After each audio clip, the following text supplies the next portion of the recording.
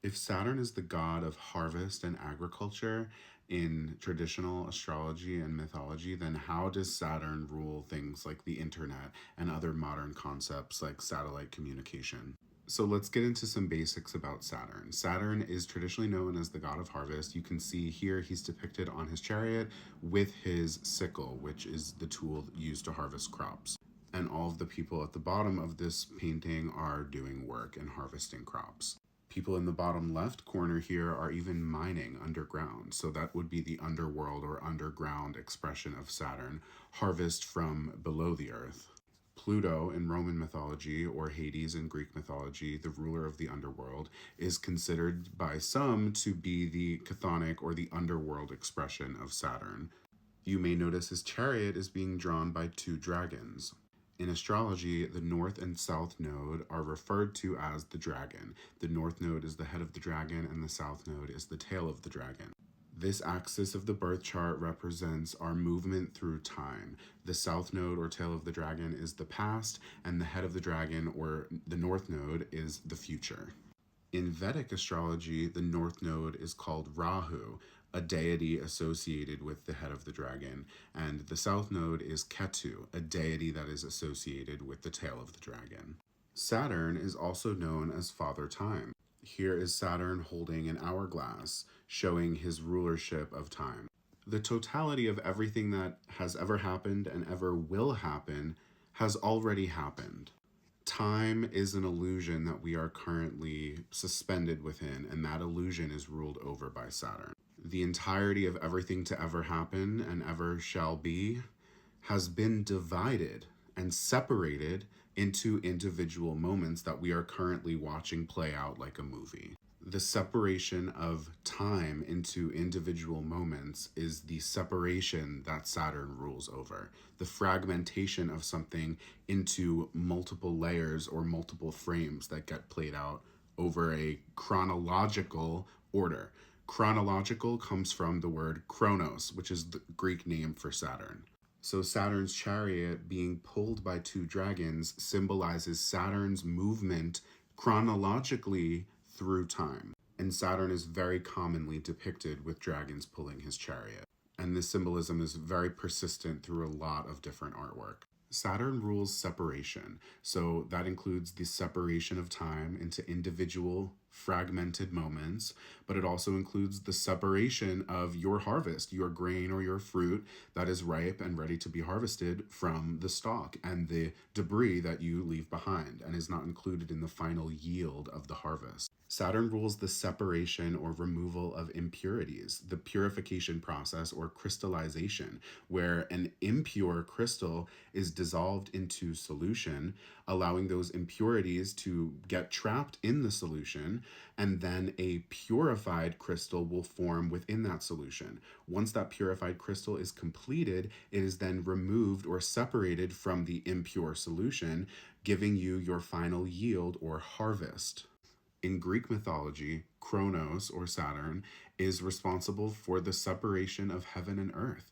He castrates his father, Uranus, or Father Sky, thereby separating Father Sky and Mother Earth, or Gaia, creating a separation between the heavens and the earth. Saturn rules Capricorn, an earth sign, and Aquarius, an air sign. So these are the two elements that Saturn can create boundaries or separation with.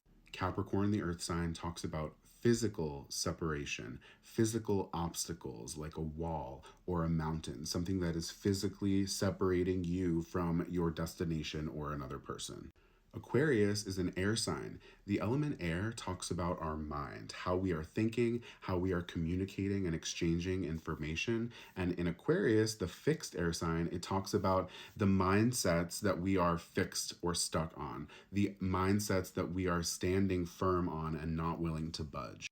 Oftentimes, our mindset, our mentality can act as an obstacle or something that separates us from our goal or desired result. In a more biblical and mythological sense, creation of our atmosphere, which protects us on this physical earth from outer space or the waters of the heavens.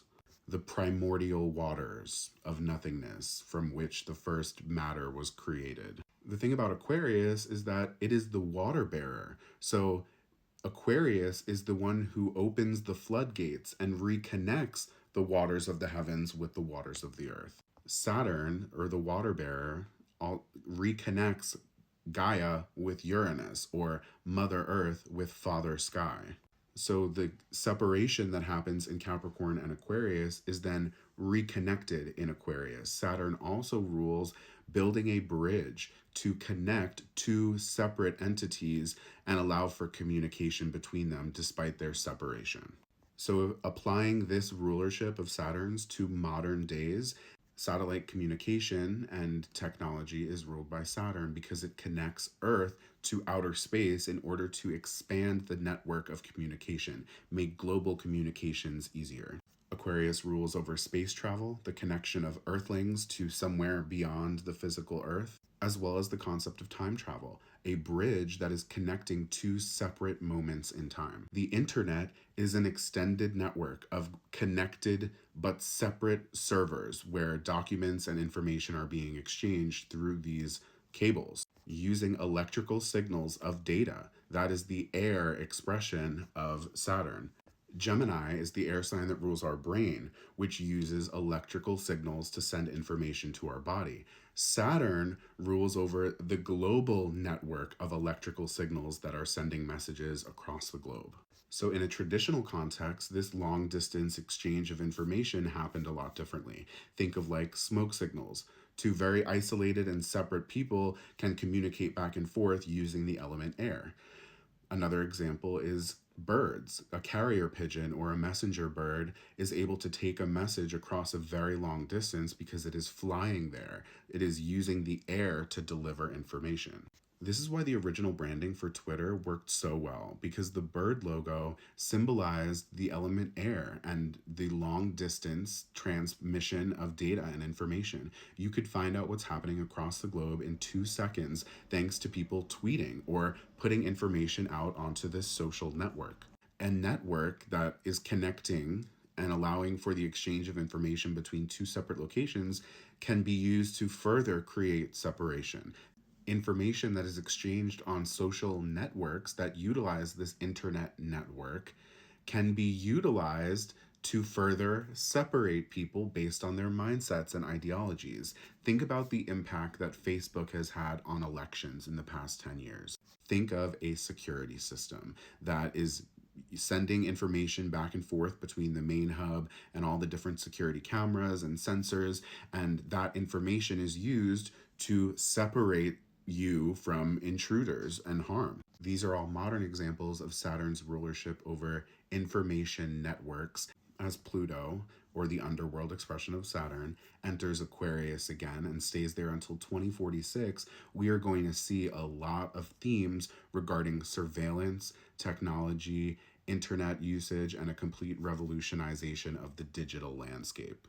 As a collective, we're going to be forced to reflect on our relationship with technology and the bonds and connections that we are creating through our use of technology. Because even though there are worldly concerns about AI and technology, there are also spiritual concerns. For example, letting Elon Musk put a brain chip in your head so that you could be connected to his neural network, Neuralink. The implications of connecting your consciousness to a collective consciousness neural network go beyond this lifetime. A reflection of eternity.